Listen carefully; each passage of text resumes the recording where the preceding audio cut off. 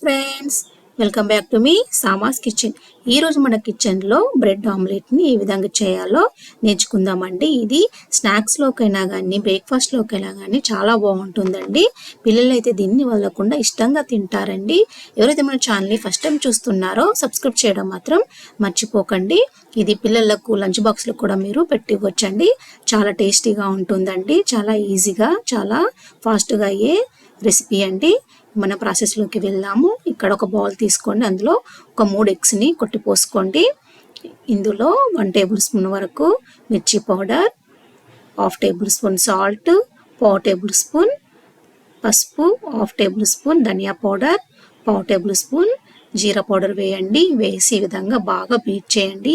మీకు ఎంత వీలైతే అంతగా దీన్ని బీట్ చేసుకోండి. పైన ఈ విధంగా నురుగా అనేటువంటిది ఫామ్ కావాలి. అప్పుడు మనకు ఆమ్లెట్ అనేటువంటిది పఫీగా మరియు స్పాంజ్ లాగా వస్తుందండి. ఇప్పుడు ఒక ప్యాన్ పెట్టుకోండి.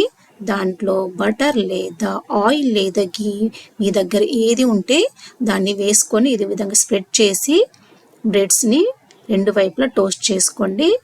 కొంచెం ఫ్రై చేసుకోండి. ఫ్రై అయ్యాక ఒక ప్లేట్లోకి తీసుకోండి. తర్వాత ఈ బ్రెడ్స్ని మన ఎగ్ మిశ్రమంలో డిప్ చేయండి. ఈ విధంగా బాగా డిప్ చేయండి. డిప్ చేసి ప్యాన్ పైన వేసుకోండి. స్టవ్ని మాత్రం మీడియం ఫ్లేమ్లో పెట్టుకోండి. ఇది కొత్తగా నేర్చుకునే వాళ్ళకు కూడా చాలా ఈజీగా చేసుకోవచ్చండి.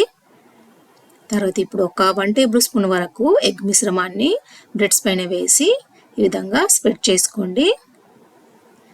తర్వాత బ్రెడ్స్ని టర్న్ చేయండి. టర్న్ చేశాక రెండవ వైపు కూడా ఎగ్ మిశ్రమాన్ని వేయండి. వేసి బ్రెడ్ మొత్తానికి స్ప్రెడ్ చేయండి. తర్వాత మళ్ళీ ఒకసారి టర్న్ చేసుకోండి. టర్న్ చేసి బాగా కాలనివ్వండి. తర్వాత స్టవ్ ఆఫ్ చేసి వీటిని ఒక ప్లేట్లోకి తీసుకోండి. అంతే, ఎంతో టేస్టీగా ఉండే బ్రెడ్ ఆమ్లెట్ రెడీ అండి. ఈ విధంగా ట్రయాంగిల్ షేప్లో, శాండ్విచ్ షేప్లో కట్ చేసి పిల్లలకు కెచప్ లేదా బటర్తో ఇవ్వండి. పిల్లలు చాలా ఇష్టంగా వాళ్ళకుండా కడుపు నిండా తింటారండి. ఈ రెసిపీ కనుక మీకు నచ్చినట్లయితే లైక్ చేయండి. మీ ఫ్రెండ్స్కు మరియు రిలేటివ్స్కి షేర్ చేయండి. మరిన్ని టేస్టీ మరియు హెల్తీ రెసిపీస్ కొరకు మీ సామాస్ కిచెన్ చూస్తూ ఉండండి. Thank you for watching.